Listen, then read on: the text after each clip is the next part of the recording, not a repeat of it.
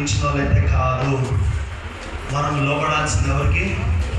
యేసు ప్రభుకి. యేసు ప్రభువుని కనపరచాలి, యేసు ప్రభు మాటల్ని కనపరచాలి, యేసు ప్రభు ప్రేమను ప్రకటించాలి, యేసు ప్రభు అని శక్తి కలిగి జీవించాలి. ఆమేన్, హల్లెలూయా. ఈరోజు ప్రభు మనతో మాట్లాడుతూ ఉన్నాడు. ఏమనంటే చూడండి ఒకసారి, యెషయా గ్రంథము లేదా కీర్తనల గ్రంథం 51వ కీర్తన 10 నుండి 12 వచనాలు చూద్దాం, ముగించుకుందాం. కీర్తన నా యందు శుద్ధ హృదయం కలగజేయుము, నా అంతరంగములో స్థిరమైన మనస్సును నుండి నన్ను త్రోసివేయకుము, నీ పరిశుద్ధాత్మను నా యొద్ద నుండి తీసివేయకుము. నీ పరిశుద్ధాత్మను నా యొద్ద నుండి గమనించండి. ఎందుకు దావీదు ప్రార్థన చేశాడు? దాంట్లో ఆ మాట ఎందుకు అంటున్నాడు? నా యొద్ద నుండి తీసివేయకుము.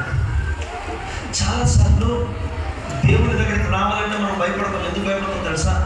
నాలో ఉన్నది ఏమైనా బయటపడుతుందేమో, నేను చేసిన చెడు ఏమైనా బయటకు చెప్తారేమో, నా పాపం ఏమైనా బయటకు తెలుస్తుందేమో. యోహాను సువార్త 3:16 ఎంతమంది తెలుసు? అయిపోయి ఇప్పుడు 19-20 చెప్పండి, తెలుసా? ఏది? వెలుగు లోకములోనికి వచ్చెను గాని తమ క్రియలు చెడ్డవైనందున మనుషులు వెలుగును ప్రేమింపక చీకటినే ప్రేమించిరి. తర్వాత దుష్కార్యము చేయు ప్రతివాడు వెలుగును ద్వేషించెను. తన క్రియలు దుష్క్రియలుగా కనబడకుండునట్లు వెలుగునొద్దకు రాడు. ఏం చేయడానికంటమ్మా? దేనికి రావాలి? మామూలుగా ఒకవేళ వస్తే ఏం జరుగుతుంది? తమ క్రియలు దుష్క్రియలుగా కనబడకుంటున్నట్లు వెలుగునొద్దకు రాడు. చూడండి, మనం దేవుని దగ్గరికి వస్తే మన జీవితాలు బట్టబయలు అయిపోతాయేమో అనుకుంటాం. బట్టబయలు కావు, సింపుల్. ఒక వైద్యం దగ్గరికి మనం పోతాం. వైద్యం దగ్గర మనం పోయినప్పుడు వాళ్ళు ఏం చేస్తారమ్మా? స్కానింగ్లు, ఎక్స్రేలు అన్నీ తీస్తారు.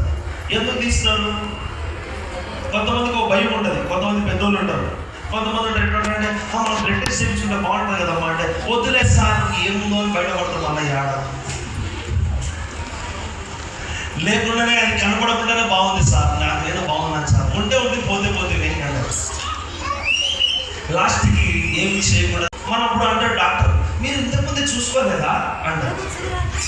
వాళ్ళ ఇంట్లో వాళ్ళని తిడతారు, వీళ్ళు ఏమో చచ్చిపోతారు, ప్రశాంతంగా చచ్చిపోతారు. వీళ్ళది ఏముంటుంది, చచ్చిపోతారు. పక్కన వాళ్ళు అంటారు